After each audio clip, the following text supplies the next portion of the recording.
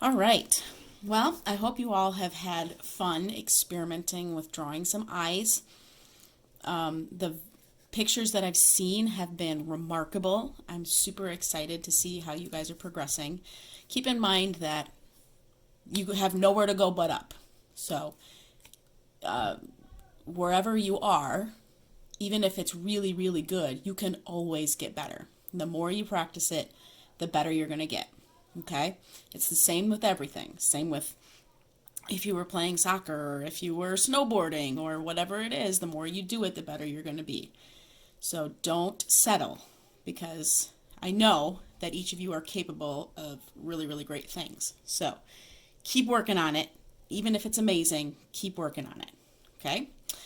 So today we're going to show you how to do noses. So one of the things that happens a lot with noses is people forget that there's very few creases involved in noses. Most of it is shadow because it's something that's sticking out from your face.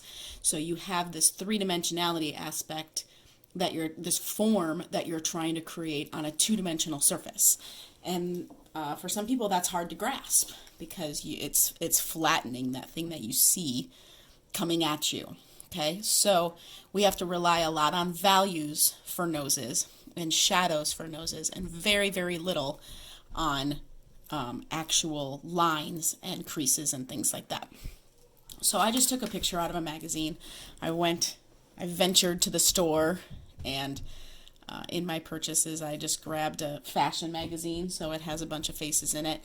And I picked this one because I felt like it had a really good variation between the dark shades and the light shades, and it had a lot of in-between shades. So, and I also picked it, honestly, because it's a view from the front. Drawing a nose from the front is far easier than drawing a nose from the side or from a three-quarter view, which is really common. The more you practice, obviously, the easier those things are going to get. But to show you the actual structure and how to deal with that idea of foreshortening and creating form in something on a two-dimensional sheet of paper, it's much easier for me to show you from a front view. Okay, so I picked this lovely woman here. Let's call her Judy. Okay, her name is now Judy. So the first thing I'm going to do, so most of the time when you're drawing a face, at least when I'm drawing a face, I always start with the eyes, so I'm not going to spend a whole lot of time on her eyes. I just want to kind of get a rough outline of where they would be, because remember we talked about that whole measuring aspect, taking the measurements of the eyes. So I have the distance here is the same as the distance between the eye, which is the same size as the other eye. So I'm just really quickly kind of drawing. It's hard because I have a little bit of a glare with this light here. It's a little better. Just kind of drawing the outer shape of her eyes, her eyebrows. I'm not at all focusing on drawing. That was a work email. If you could hear that noise, that's what happens when I get a work email. Lovely little fart noise. Okay, so here, you could probably also hear my kids screaming at each other in the background, so I apologize for that. All right, so here what we're looking at, the bridge of the nose, sorry, can't see that, right here. Generally speaking, this distance from the width of the eye, okay, if I put that right where her glasses would fall, if I start that right where her glasses would fall, the tip of my pencil is going to fall right at the point of the nose that is furthest out. It's the furthest point sticking out towards us. Okay, so I don't know if you can see that little dot right there. That is the furthest point of her nose. I'd say that that's fairly accurate if I were to go right where her glasses fall. Okay, so when I am measuring here, I want to take that measurement of the eye. I want to put it right where her glasses would fall. That is going to be the brightest point of the nose. Keep in mind with value, things closer to you are going to be brighter, whereas things that are more recessed or further away will appear darker. That's why we have shadows and highlights on our nose, on anything really. Okay, so that's going to be the brightest point of her nose. All right, so now this part right here, I'm going to use the side of my pencil, and I'm just going to, this is the darkest part of her bridge, so I'm going to darken that up. And I use my finger for blending. I know a lot of people like blending tortillons. I've just never been able to get into using those. I don't know why, it's just like I need that connection of my hand touching the paper. It's just something that I guess I need. So for me, this works better. It's kind of the same thing, like my husband was talking to me about using his drawing tablet to do these tutorials, and I'm like, that's really generous of you to offer, but I really like drawing on paper. I need that. I just can't quite grasp the whole drawing on a tablet thing yet. I'm sure that I'll get there, and I'll have to get there eventually, because who knows what's going to happen. But for now, paper is my media of choice. All right. So anyway, sorry, I digress. So here I have that dark part, and I'm just really lightly going to kind of sketch in these cheek shadows right here. I'm not blending anything out yet. The main thing I want to focus on is right down here. This is the only part where you're going to see any sort of line. So you kind of see this outer part of her nostril, and it comes up like that. Okay. Again, I'm using the side of my pencil. I'm drawing very lightly. All of this could be erased if I needed it to be. Here, she has this line that comes up here that comes up to this outer nostril right here. Okay, but it's kind of hard to see in the video, I'm sure. So I see this line right here, but then I also see another, almost a crease here, which is the shadow of her nostril. And I know that everybody always kind of giggles when I talk about the nostrils because that's where boogers come from. But they do create a shadow because they're three-dimensional, right?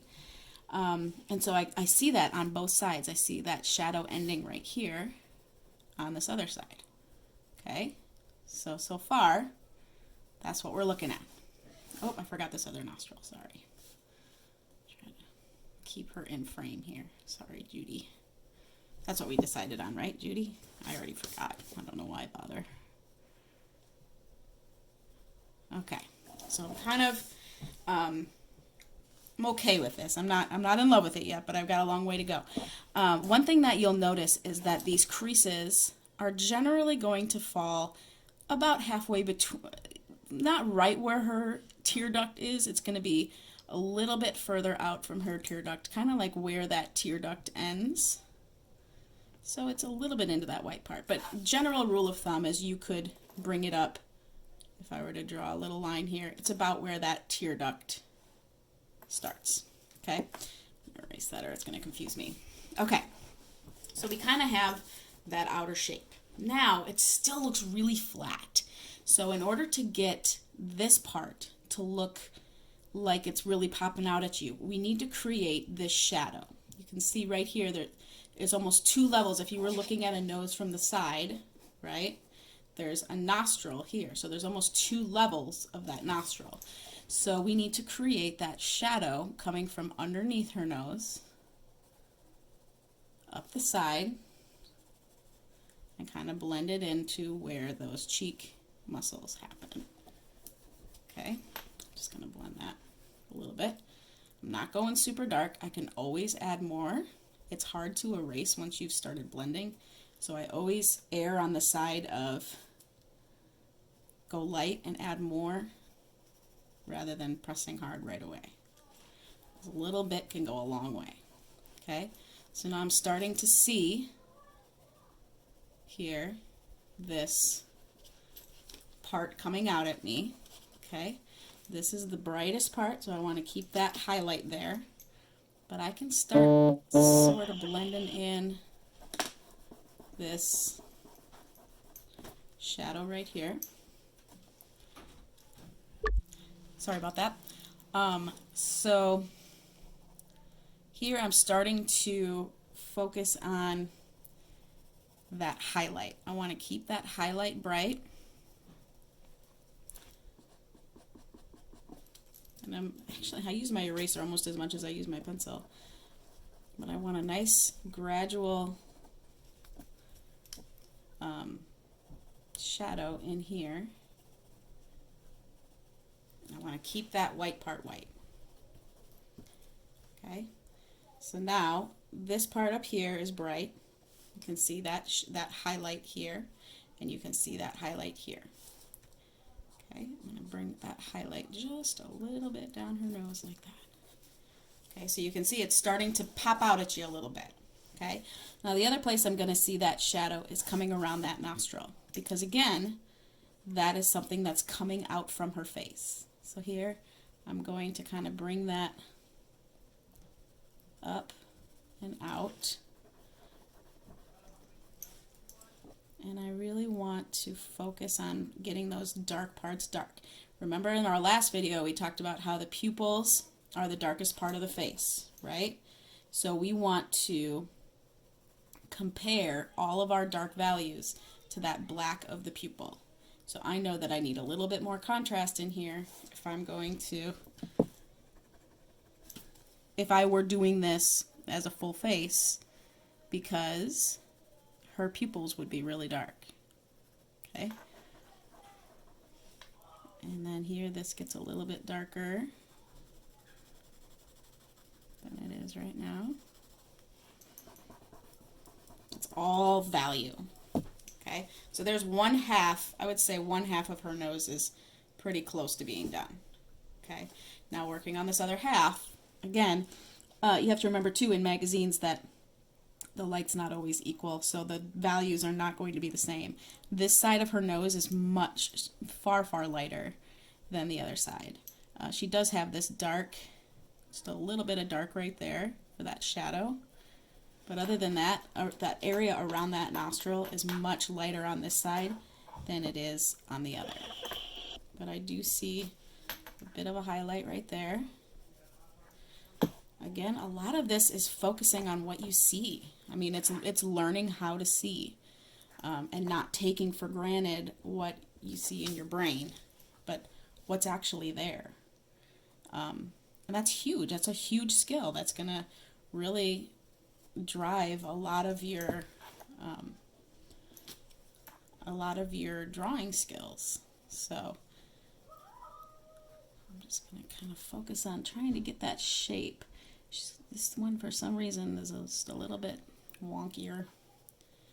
That dark part right there. And then, I don't know if you can see this too. There's this shadow underneath her nose that's darker than the actual nose. Because again, that's coming out three-dimensionally. So all of this down here is going to be darker. Okay.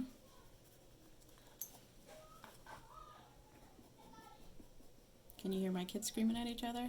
Yep. Parent life. Hashtag quarantine. Okay, so I'm kind of getting that shape down a little bit. Got that shadow there. Then the rest of it comes, you know, like if I were to include with her cheeks here, she's got this little, I'm not going into mouth yet. This would almost be mouth territory. But it affects the shape of her nose as well. Okay, and then as previously discussed with the eyes, there's usually some shadow underneath there, but we'll get to all the cheek stuff and everything later. But you should be able to draw this a few times, different pick a couple of different positions, a couple of different shapes of noses. I personally think, like, if you can find a picture of an old man with a giant nose, that is a fun picture to draw, in my opinion. The more wrinkles, all that kind of stuff, it just really adds to it. But these fashion magazines that have been airbrushed and are nice and smooth provide a really good way to see those value changes while you're getting used to it. So I look forward to seeing what you guys come up with. Please continue to email me and ask questions or ask for feedback or just to show off what you've been doing. It's super fun for me.